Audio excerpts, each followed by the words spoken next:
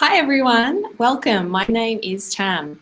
I have got the pleasure of joining you every Thursday at 4 for the studio sessions with the Emporium Creative Hub. First of all, I would like to acknowledge that I'm talking to you on Jarra Jarra country, and I'd like to acknowledge the elders here. We have got an awesome session coming up. I'm really excited. It's all about some local creative enterprises and talking to them about how they use social media to build their enterprise, to make business with their creativity, and I'm really looking forward to introducing them to you. We've got a chat function, as you know, under there in Facebook. Really love to hear from you. I'd love to hear from you, hear what your creative enterprise might be. Of course, love to hear if you've got any questions or ideas you'd like to share with us. We have got 3 great speakers that are going to be coming into our session with us very shortly that I'm looking forward to introducing you to them. And our session is about talking about social media and how they use social media to build their creative enterprise. And here are some of our speakers coming in now. Hey everyone. Hi. Hello. I have got to say, it is so nice seeing you here with me, because that means it's just not me on the screen. Welcome to Studio Session. I have got Paula. And Paula, I have to admit, I'm a little bit shy saying your surname because I know you as Paula Scoble. Paula Zetlin. Paula Zetlin. Yeah. And we've got Cam Shand and AJ Taylor. Hey, everyone. Hello. And we've got Janae coming in and saying, hi, Tam. Hey, Janae. So do say hi if you're joining with us. Tell us about your creative enterprise or what you're working on right now. And of course, as we get going, ask some questions. So I'm going to do a quick intro. I've got some bios here, making the start a little bit formal, but Paula is an artist and illustrator, and she has turned her love for nature into a need to create, and she's made it into a thriving art and illustration business. And we will get to check out her work, and you'll see that it's absolutely gorgeous. You're also going to be really inspired by how she's growing that.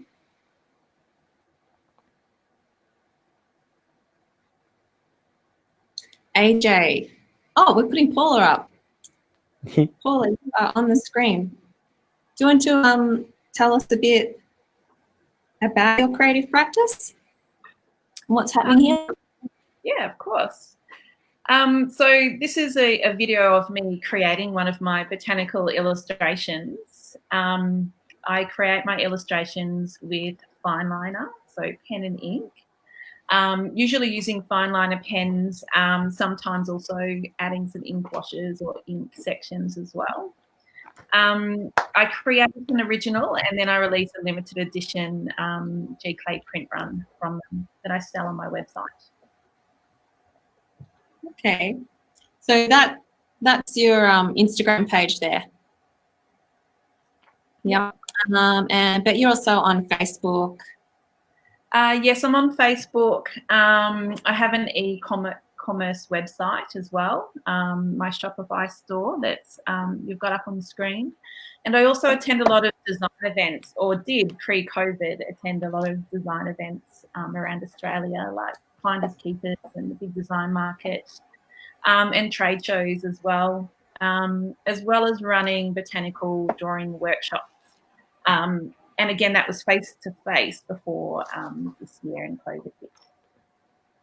Yeah, it's been really challenging time for creatives, but I think we'll get into it later, but talk a bit more about how you've really transformed your practice and used social media to make it happen. Hey, AJ, your studio looks awesome. So AJ Taylor, he is, I've got a boy, he's 25 years young, he describes himself as, and he's accomplished his goal of becoming a photographer. So he is taking on his ambitious career to teach others how to be successful content creators in an ever-changing market. And I know he has got an awesome business a business model that he is getting Cool. ready to launch, and we'll get into that talking as well. But Yeah, I can't quite hear you for some reason. I don't know if you can hear me. yeah, we can hear you. Let me text you. Maybe we'll help out AJ with his audio, and I'll introduce Cam.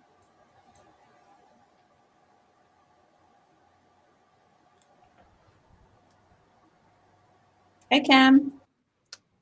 Hey, how's it going? Good. So, Oh, yeah, I can see stuff changing now. yeah, Cam's a content creator who is on YouTube.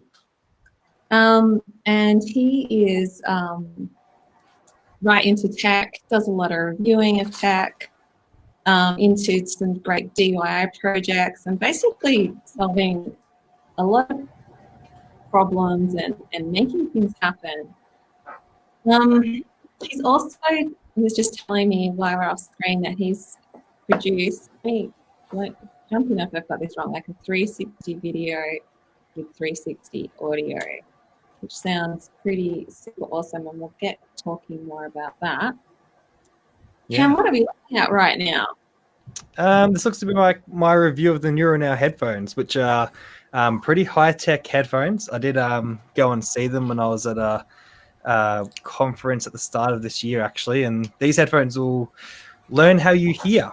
So I did a review on them, got them in the studio and used them for a couple months and made a video as I do. Looks like there's an ad running. That's how I earn my money. There we go.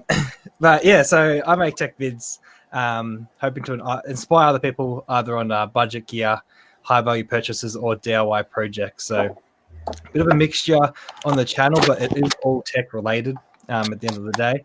It could be a tip, or it could be, just unboxing something and letting you know my thoughts on the product.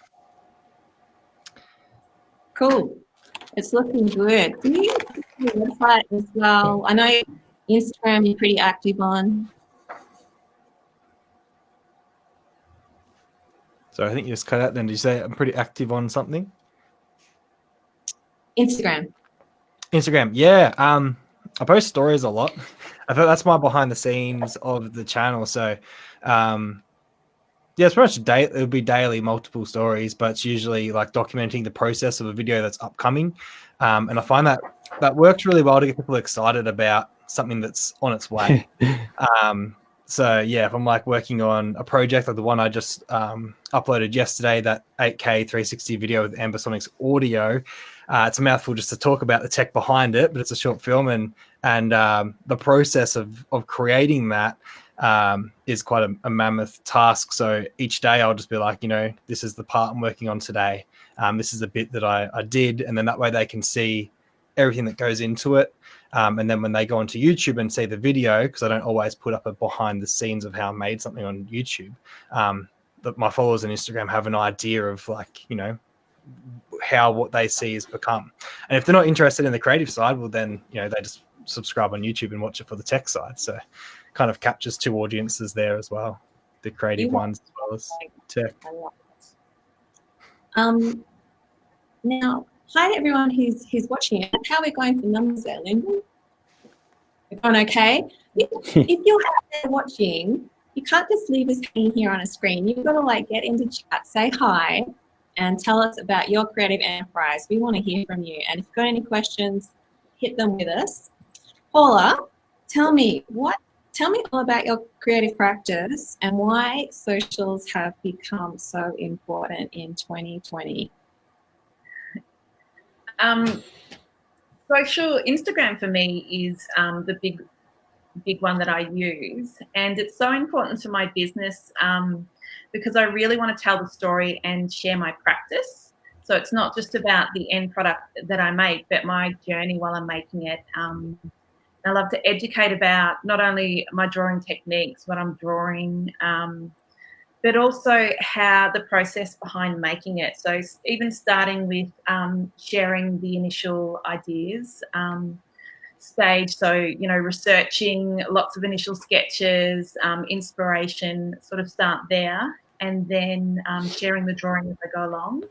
And like Cam was saying, it makes it, it involves everyone. It's a social network, so you want to connect. So it involves everyone, it shows what I'm doing, and it gets everyone really excited about the artwork as well, because they've seen where it began from, how it's changing, and then where it ends up as well. Okay. So, there's like many audiences in there. Like you've got like people who are in love with artwork, but also people who are like creating. What have you found anything kind of changing over 2020, or like you finding out new things about social media, or, you know, something like challenging you or transforming for you? I think you sort of, what you said there about my audience, I do, knowing your audience is really important, and I do find that I have quite a varied audience. I do have the artist who is creating themselves and watching me for inspiration or techniques. I also have the person, you know, who just loves gardening and loves, you know, the botanical. And then, you know, of course, people who you know, are there to follow along and purchase, you know, the end product and decorate their homes, or they have an interest in that. So I've been sharing a lot more of my process, I suppose, in 2020, because I can't speak to people face to face, which I normally do at markets and in my workshops. So that's something that's changed for me this year, and also focusing on my newsletter. In the beginning, I was pretty inconsistent, I would say, with my newsletter. I was a little bit scared about committing to doing it regularly, I suppose. But that's made a big difference to me. What for you? Like what? I mean, for me, I have to admit I'm pretty slack on my socials. Sometimes I just get so sick of doing it. Don't tell anyone. Like what changed? How did you like get on top of it and sort out this newsletter thing? I think doing a little bit of training, business training and marketing, when you're part of, and just doing that with part of trade shows that I was with, and they always have workshops and speakers and that kind of thing. So just really connecting with that and then putting that into practice. So doing the training sort of helped me have a bit more of a mission, I suppose, and a plan. And, you know, that first step about knowing who your audience is, and then deciding about what my content's all about. So sort of dividing it into a few different things, like discover for, you know, those people who have just found me, discovering about me, about my process, about my brand, what I create and what I sell. And then also just the dream, so those stylized shots of, you know, my product in people's homes. I know, they look so gorgeous. Thank you. And, you know, investing the time with having a proper photographer with my content creation as well, to have those really beautiful flat lays, and giving me some content that I can use across different streams as well. So on my website, on Instagram, in my product brochures when I do trade shows, so that kind of thing. So it's been a really useful investment to actually have professional photography done. I've gone off everywhere. I can recommend that. And on a tangent. inside there, and you know, it is kind of like whole practice inside of a practice itself. But now we've got AJ back here with us. Just flip to you know, looking at some of your materials. But thank you so much, Paul. I want to get more into that strategy stuff, because I know there's lots of gems in there we can all benefit from. So AJ is a photographer, living the dream. Yes, I am. And he is sort of, dare I say it, pivoting his practice a bit from, being an event photographer and to moving into stock photography, but we'll get more into that. Tell me a bit about your practice, AJ. What are we looking at here? Well, at the moment you're on my AJ Taylor image website. So that's just my main personal blog. And there I just talk about my regular services that I offer to people. And I really wanted to show sort of the behind the scenes of sort of my life. So there's quite a little bit of B-roll from photo shoots I do. There's one there that I did for Tourism Bendigo with the tulips and some lovely models. We went down to the conservatory gardens. So that was quite a nice shoot that I did the other week when it was sunny. It's a bit rainy now, unfortunately. And so mostly what I can see here is just sort of doing situation shots. You were doing a lot of events, and it looks like you must be the most patient person in the world, like wedding photography. Yeah, there's not much for wedding photography these days or any other events. It's mostly, most of the work that I'm doing these days is sort of stock photography, stuff to sort of support online content, because that's sort of a lot of where the work has transitioned to, in building online websites or building online followings. And so obviously you need visual content to maintain that audience, because that's really the engaging stuff that people look for. And so getting as much photos as possible out there. Yeah, so when you're talking about stock photography and, tell me about what that is, and like what's this sort of trend, like from taking photos to people just buying stock photos off you? That's what you're thinking? Yeah, so after working in Bendigo for over 7 years, I've got quite a large collection of photos from various events. I have around 50,000 photos. And so I find a lot of people have been asking to see these photos for various reasons, historical, or even just to advertise events in tourism and other things like that, or even just real estate agents interested in locations that they don't have photos for. And so I decided to build a website called Bendigo Photos, where I can host all these photos, and then people will be able to now access the 7 years that I've been shooting, and they'll be able to use these photos for whatever creative purposes they want. So just sort of giving it out to the world. And at the moment, the business sort of stock photos are free, just to encourage people to build that online content, especially during this sort of downtime. And yeah.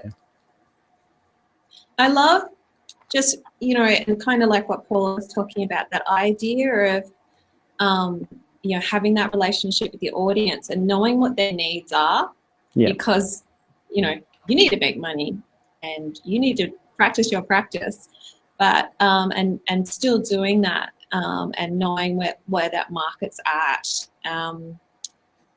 Probably, my social media is going so crap because I'm in the same bloody office every day. There's only so many pictures I can take of that. Tell me, like, yes. What this vision is for stock images. Why is there a demand? I guess the demand is sort of because there's a lot of American stock images. That's sort of one problem that I'm trying to combat. Is the stock photos look like they're from America, or they've got American models, or it doesn't look like it's from Bendigo, and so it sort of gives a disingenuous sort of look. And so I saw a sort of a niche opportunity in the market to provide Bendigo-related stock photos for businesses. And so that's what I thought I'd jump into, since I have quite a large selection of photos already. Just providing them the content that looks like Bendigo, and just supporting them during the, connecting with the audience. It feels more genuine when they see Bendigo locations, and even Bendigo-related people. That's also very good. Like, people are you can tell if they're American compared to a local person. And I think there's a sort of culture that you want to use local sourced images. That's sort of where it's at these days. And so I'm sort of filling that market. Mm-hmm. I like it. Thank you. I think, well, that, but I think also as well, like, I love, in this time you've created a bit of a grand vision as well. I don't know if I'm allowed to say this, but I know you've got go ahead.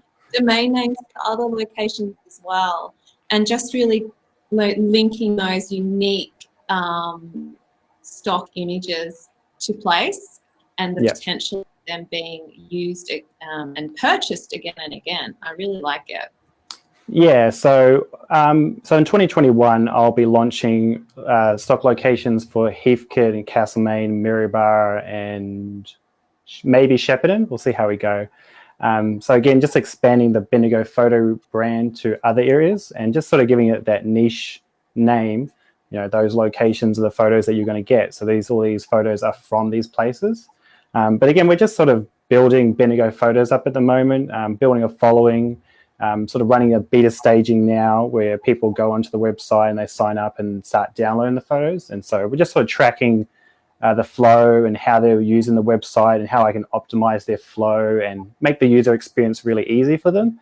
And then I'll start sort of monopolizing it and charging for the photos. But for now, they're free. And I think that's a useful thing for businesses during this time, that they have a little bit of free stuff that I'm happy to give away. Well, you got it there. Have we got AJ's website, Bendigo Photos, in our chat there? And I just wanted to say again, like, if there's anyone got questions, I'd like to know something why we've got all these. Yeah, while I'm here, you can ask questions about it, I guess. Yeah, who are, like, you know, really putting themselves out there and trying some other things. Cam, can you tell me we've heard a little bit about your creative practice, that you know, you're you know, making some really great content there, that's you know, reviewing product and behind the scenes stuff. I know you have hit some challenges as well, and it's, you know, some challenges that I didn't even imagine or think about in 2020 because of COVID. And like, what role did socials play in that? Like, how did you navigate your way through that big problem? Yeah, so it's interesting being I guess a YouTuber at the core of it. Socials is everything that I do. I don't really do anything too much outside of that. Like I've done like freelance videography and other things like that. Obviously that dials down, but my core thing is, you know, making YouTube content and the Instagram stuff. The main change for the industry, I guess, that I target, which is the tech industry, is that due to COVID, they just put a hold on everything being released. Really, like pretty much a lot of the products that were going to come out, they just were like, all right, we'll just put it out later in the year, or it came out, there's short supply. Yeah, things you can't really expect is going to happen. So it became quite a quiet time for the tech that you're probably expecting to hear about, or a very uneasy time, because a lot of the events that people would normally source information from were cancelled. They didn't happen. So then brands are just doing stuff randomly, sporadically. So it kind of throws up the whole, what you plan to try and feed your audience with information or plan around, that all changes completely. So that was all how COVID got impacted. Oh, sorry, I didn't hear that one. That sounded like a real pain. How'd you make your way through that one? Yeah, so it changed a bit. So what I found myself doing more was just turning towards a lot more of the DIY projects that I normally would do on the channel. So I kind of was like, well, what can I do with what I've got, really? So instead of like pushing new product reviews, exciting tech, like what can I just do with stuff that I already have, or that I can like do a quick Bunnings trip, grab some materials to like modify the desk or something, because everyone loves, you know, everyone's working from home. What desk setup can we do? Because any tech lovers obviously got their computer set up on a desk. So there's different things there that I did. I've been working on modifying my chair, adding tactile transducers, which are effectively base shakers to your chair. So if like a grenade goes off in a game, your whole chair shakes and you like feel it. Yeah. So, you know, different things that I was like, what can I do with just stuff that's here that people will enjoy? So I've been, doing those type of things. And then now in the next like month, it's going to be crazy busy because I've got like 3 new big tech items on the way, and like new VR headset, new phones, new headphones, like heaps of stuff's on the way because everyone's been releasing stuff again. So it's ramping back up into the general flow of things. That's so awesome. Well done. I want to know, like, you know, I'm going to draw on my personal experience. Sometimes I just feel so overwhelmed and my brain hurts. I cannot like even think about what the hell I'm going to do on social media. And you've just, you know, everything you were doing with, you know, new tech, it stopped. And then to, you know, to really come up with that new idea and explore this, how do you get your ideas and how do you get that energy to make it happen? I don't know. It's a like on a real like level, I do burn out in the sense of like you push so hard to try and make some things happen. And I think it's being aware of when that's happening. Like I've grown to learn that like because I'm doing stuff every day, or I'm like trying to make a video every week or at least every fortnight, like you're constantly pushing. And if something's just like not working, it's like trying to think about what's not working here, what can I change, or what do I need to do differently. And obviously that was kind of what happened there. Like, you know, I'm planning to make a video about this piece of tech or something, and something doesn't go right, or you know, a part doesn't arrive in the mail because like stuff stuck in China, like a lot of stuff that I planned like didn't arrive. So it's just taking the second to stop. And if I guess I'm you know trying to upload every week, just missing that week and just being like, all right, let's just start working on the next thing, and make sure it gets up the next following week. So instead of throwing in the towel altogether and, you know, I guess you quit or stop making stuff, just like giving yourself the day or two, and then readdressing, like just like changing, I guess, direction. And that works out well. So I'm feeling like, you know, it kind of sort of different from AJ and Paula in that social is, you know, a way to get sort of product out, but your product is your content. Yeah, it's kind of it's like AJ can't just be like, I don't want to shoot an event today, so not show up. So I'll send the assistant. Yeah, it's a different like way of running, I guess, a business in a sense, like that you can like effectively take a day off, and then do the work like the next day, as long as you're trying to get stuff together. Unless you do like a daily, like I know guys that do daily podcast, they can't take the day off because I have to do it every day. But like with my work, yeah, I'll still post on Instagram as long as there's like a story, there's something going out there. I feel like it's still progress. It's still working towards the end goal of creating content related to, you know, the brand or the topic. To that sort of, because it kind of, you know, maybe because I'm a bit older, but that kind of feels a bit intangible to me.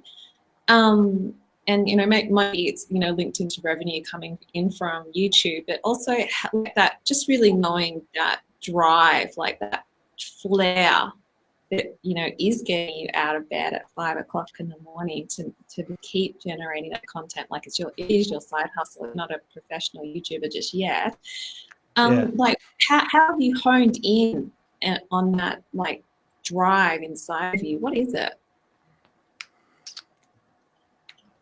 I don't know, it's kind of like an itch that needs to be scratched in a sense. I think if you're a creative person, so like my day job like in IT is like one side of your brain, and then being a creative is like obviously like the other side. So after like you kind of deprive yourself to a degree of not doing anything creative, you kind of go like, oh, I need to do something that's gonna keep me sane on some level. Like I was always creative before I was doing YouTube stuff, but it was like either music, like I was a local DJ throughout all the Bendigo nightclubs, so people would know me from that if they're like my age, I guess. So I did music stuff and other things, and those avenues, when those eventually wrap up, I try to find somewhere to turn my attention to. And for the YouTube, the only way to make that happen and still have a like work-life balance, to not make my whole weekend filming videos, was to do it in the morning. So I kind of, that's the motivation, I guess, is to, you know, if I do it every morning from 5 to 8, then I can do my day job, and then on the weekends I get a weekend. Like I'm still able to do whatever social's happening. It's harder in this time because you don't really get a weekend when we're on what's a weekend? That's kind of different. It is also harder to separate it because you're like, well, I'm not doing anything today. Should I just shoot another vid? And then you kind of blur the lines. But yeah, that's where that comes from. I guess it's like it's the best time to do it, and I just want to do it. Like I'm driven. I enjoy it. So yeah, there's something really important for you in making. So I just wanted to say hi again to our audience. My name's Tam. I am here with wonderful Paula, an illustrator, Ava Taylor, a photographer, and Cam, who's on his way to being a YouTube star.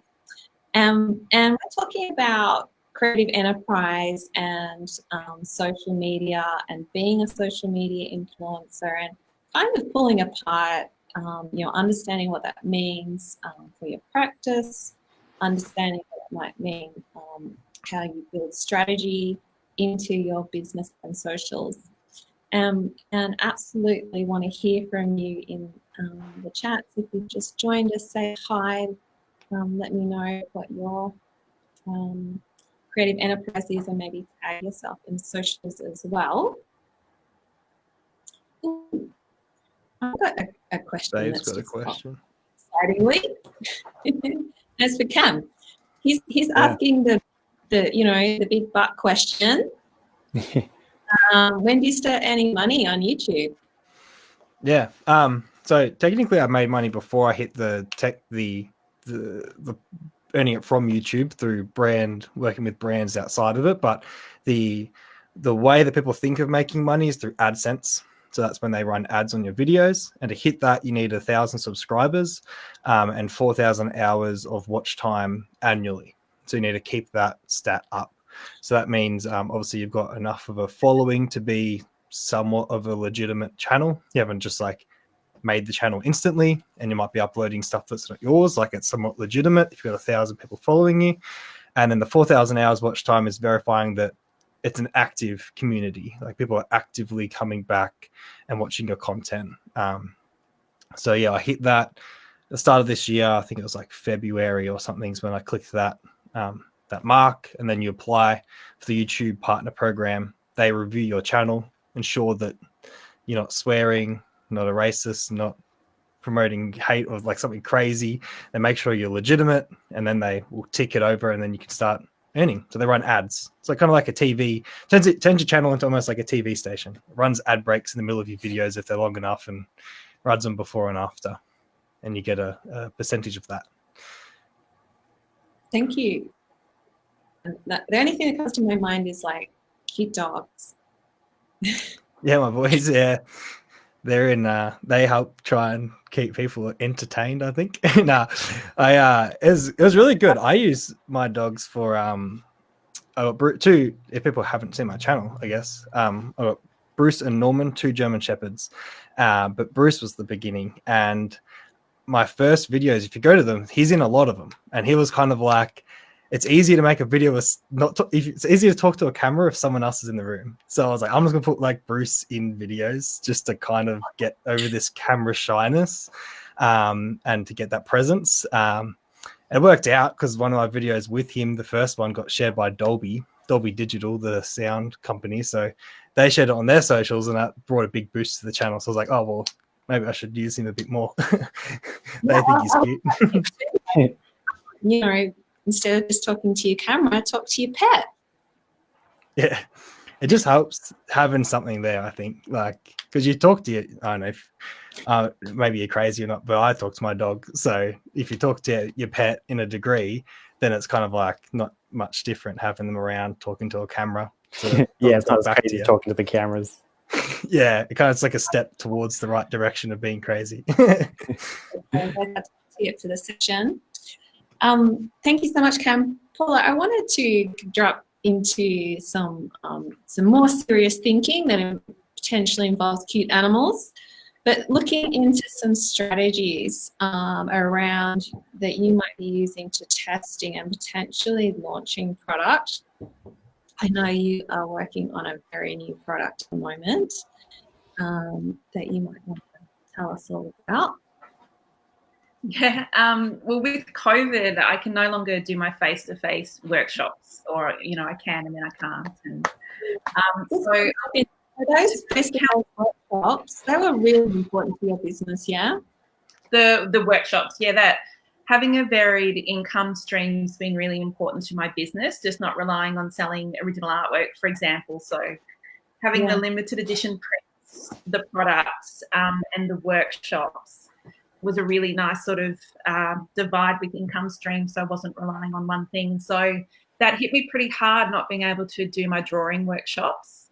So I'm working on putting that online and doing a drawing workshop that you'll be able to purchase on my website and follow along. So started filming that and just sharing the process we were talking about before with Instagram, telling the story and showing the behind the scenes and getting people excited about it. So that's one of my big strategies with Instagram, and then that flows on to my newsletter as well. And for example, with botanical art, for me, planning a little bit and sort of having a theme. So for me, I'm working with seasons at the moment with my planning. So I just released a Silver Princess drawing that I followed along because it was out, it was flowering, it was everywhere, and showed the whole process of that to get people excited about it. Used Instagram and then also my newsletter which I do regularly. But having that plan and focusing on the seasons has helped me to create that content. And how would you plan out your themes, and how do you link them into those product launches? And are you seeing it comes from that planning? So at the moment, like Silver Princess was my winter release, if you like, and now looking at spring, I'm focusing on wattle because that's out everywhere. So I'm just about to start sort of telling the story through Instagram with starting with my planning. I've already been sharing my photos that I've been taking for inspiration and that kind of thing. And then I'll show the actual planning, a lot of drawings of it, and then actually do a lot of videos while I'm doing to get people excited, share the journey, and then work up to a pre-sale. So the whole process takes so long. Being creative takes so long. And like Cam was saying, I think when you're a maker, you need to make. That's something that you have to do. And we were talking about this the other day, is allowing time for how long this creativity takes is something that's really hard, and what I try to put into my planning. I think in the beginning I'd try to just sort of do everything and be all over the place, whereas now it's like having this plan really sort of helped me. A plan to release products that then plans my content for Instagram and my content for the newsletter, and then how long it actually takes. And with COVID actually releasing a limited edition print at the moment, it's taking forever because I can't get to my fine art printers in Melbourne and that kind of thing. But it gives me a little plan to plan my content, gets people excited, whereas I used to sort of do it all, release a print, and I hadn't really shared the process. So doing the storytelling, invites people on my journey, gets people excited about it, shows the process, and then really builds momentum to the launch. So I start mentioning a launch date, have a pre-sale, and might have a special deal with my newsletter that, you know, they get the pre-sale early, a day earlier or something like that. So telling the story, having a plan. I really like you have got your sort of production plan for your creating, and that sort of links into your content plan and the idea of telling story. I'm going to steal that. But like, so what does it look like? Like, have you got it a bit of paper, like blue tack to the wall? Is it in your head? Do you use Excel? What do you do? Do you think my plan or my drawing? To ask you that, but is it something we can look at?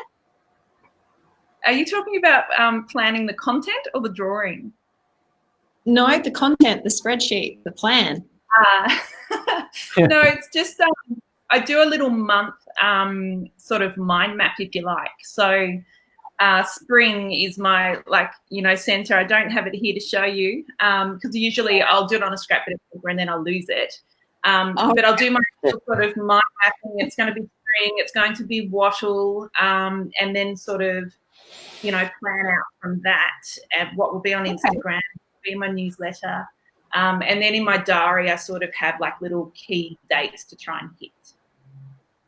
That is awesome. And and obviously, that sort of, that's kind of evolving for you, and obviously you're like persisting with it because you must be getting sales and you must be getting the traction in there. Like, how's it all working?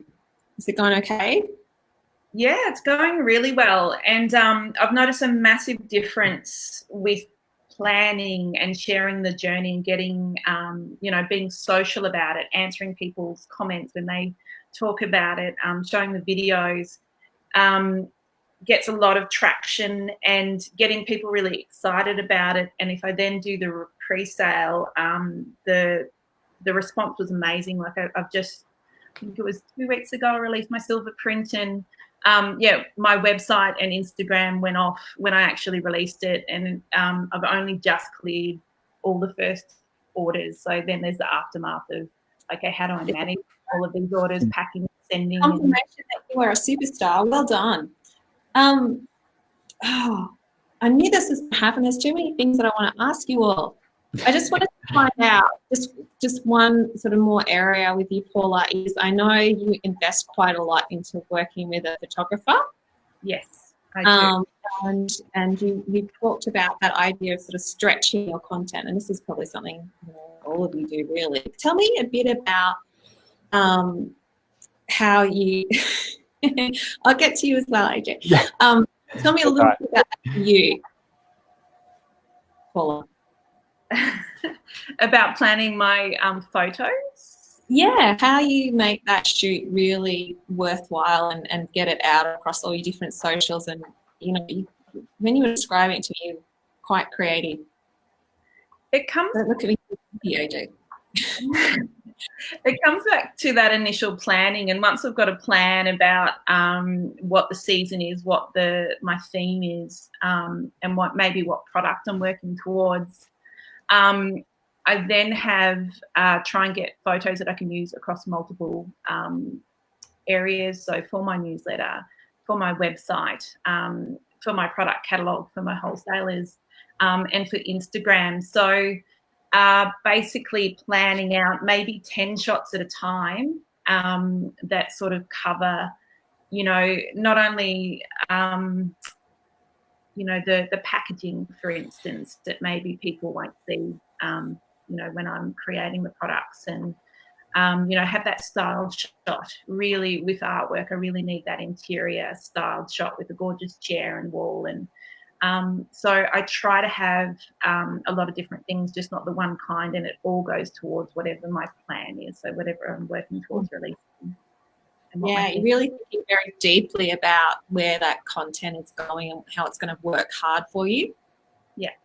Mm. Yeah, so investing in quality photos used across, multiple things. Yes. Okay, we're going to move into investing into quality photos with AJ. I agree.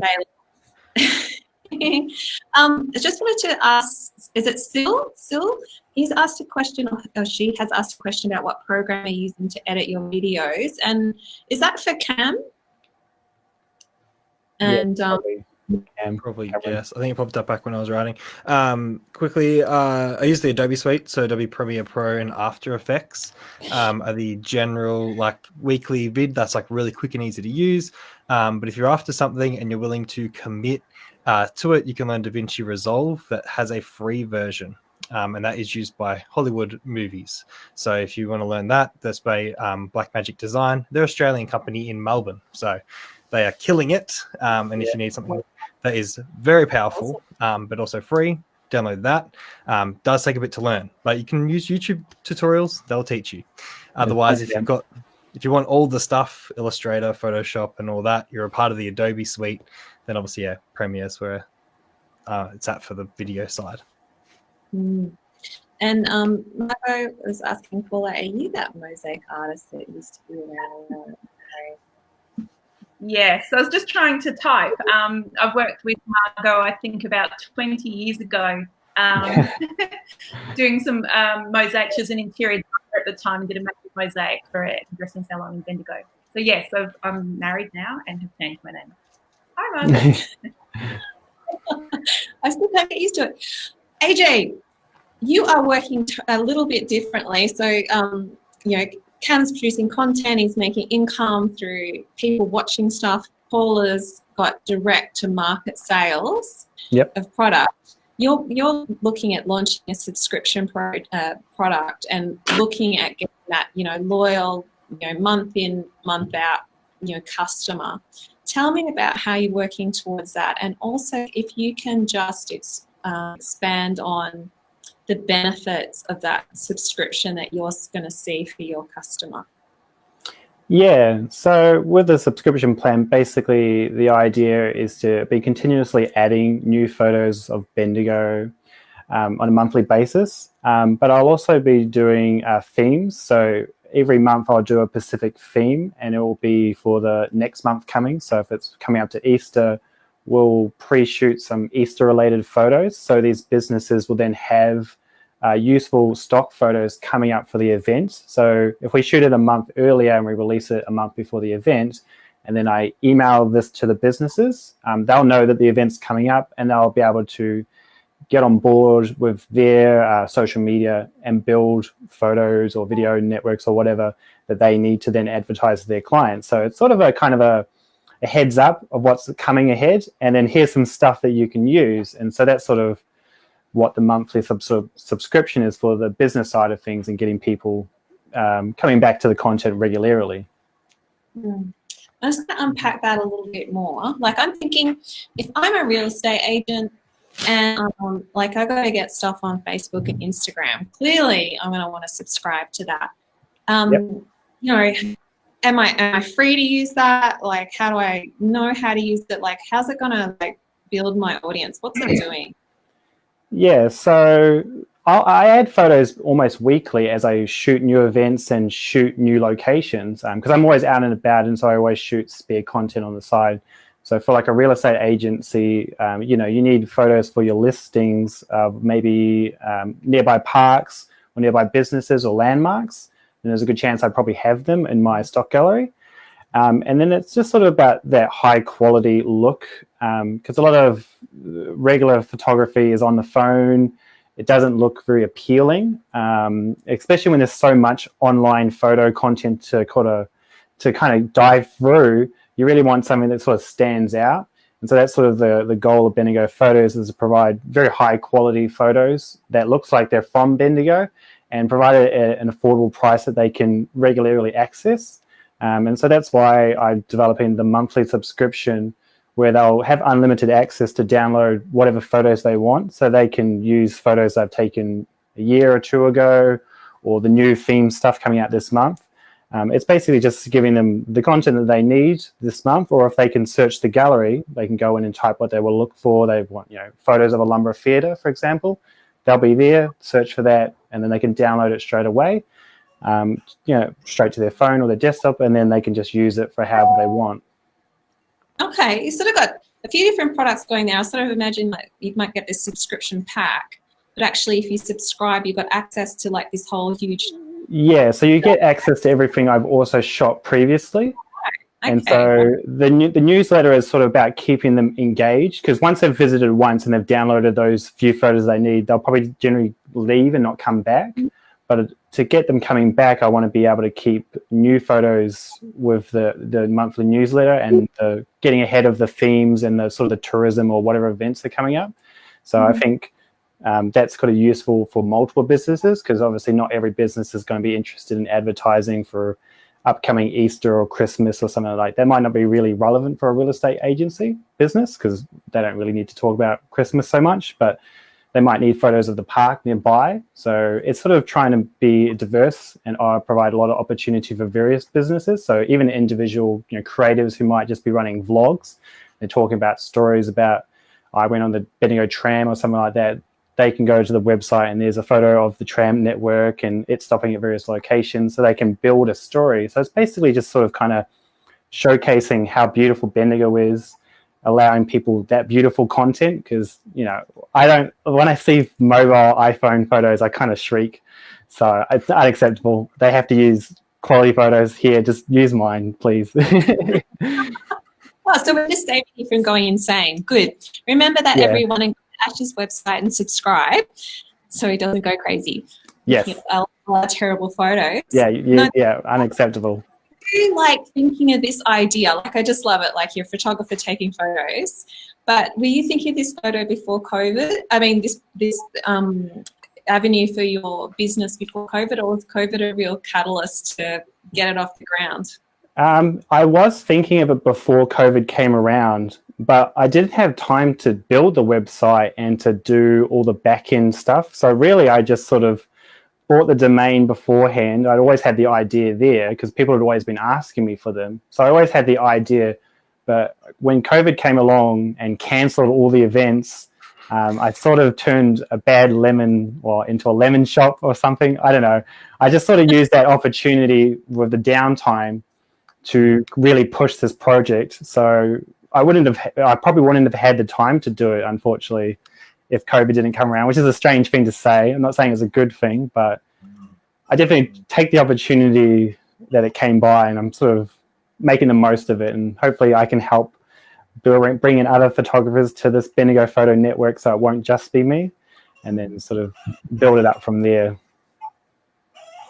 I like it. And I think although this isn't quite social, I really, and you're kind of realizing that social is a huge part of every business now, and offering that product so people can keep their social going. Yep. Clearly, I'm a customer. That, SEO for you is also very important. And building that into what you're doing as well. Do you want to quickly touch on that?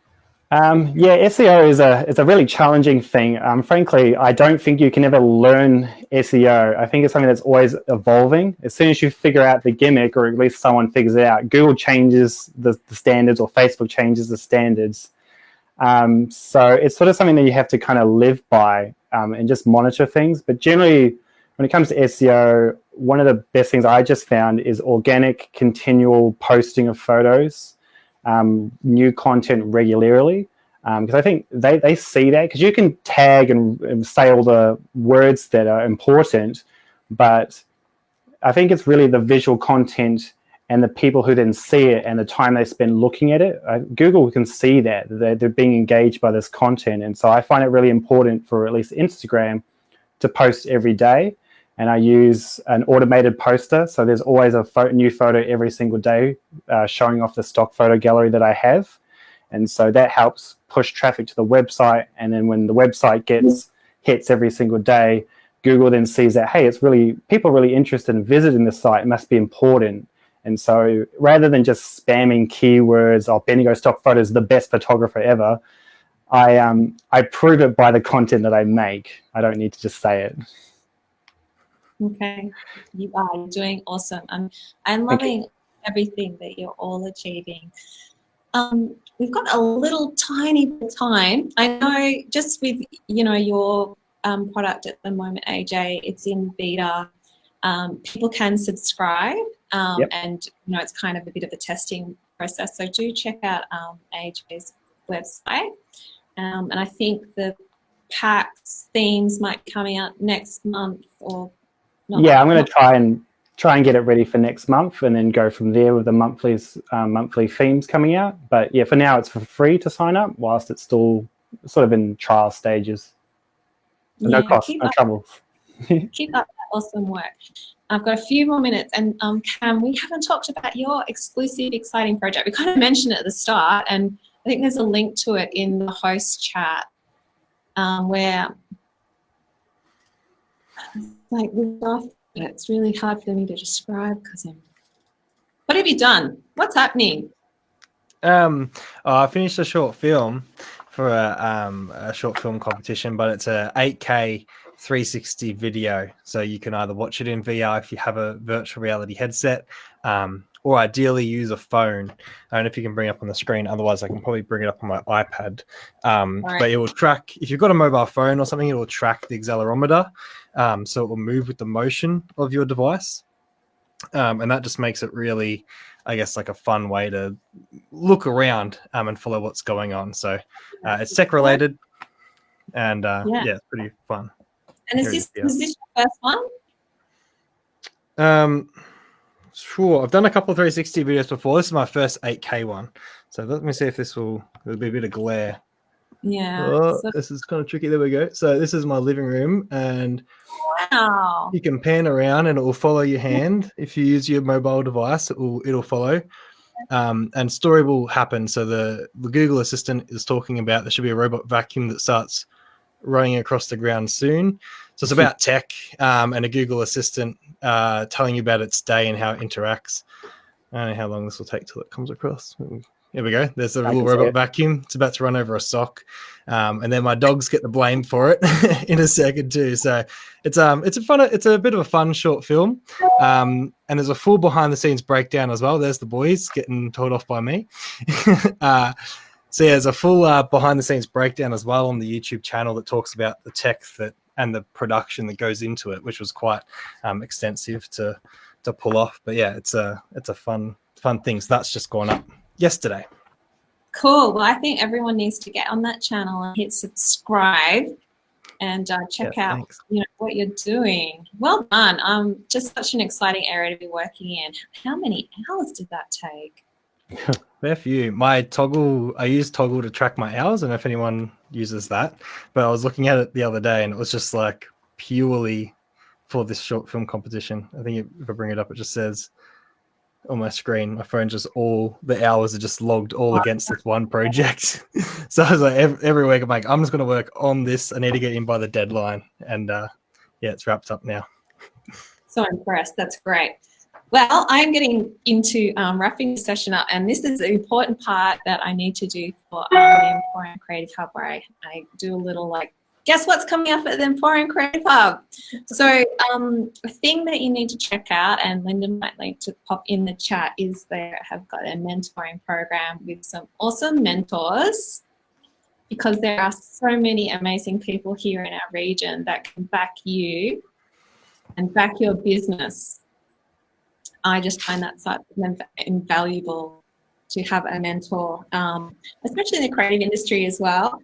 And also, there is a fantastic creative community Facebook page, which I'm sure everyone here is a part of, which is a good way to sort of stay in touch with things and have chats and meet some great people. And hi, Craig Barker. Good to see you. Thank you so much for everyone joining us. It's been a really great discussion. I'm going to remember to talk to my dog when I'm making my film next time, and do my brain mapping for my planning. There's so many good things I've got. Thank you so very, very much. Thank you. Thanks for having us. Wonderful. Shout out while we're in the spotlight. All right. You're all right. Thanks so much. Got the details. Yeah, check everyone out. Thank you so much, Paula. Thank you. Thanks for having me. See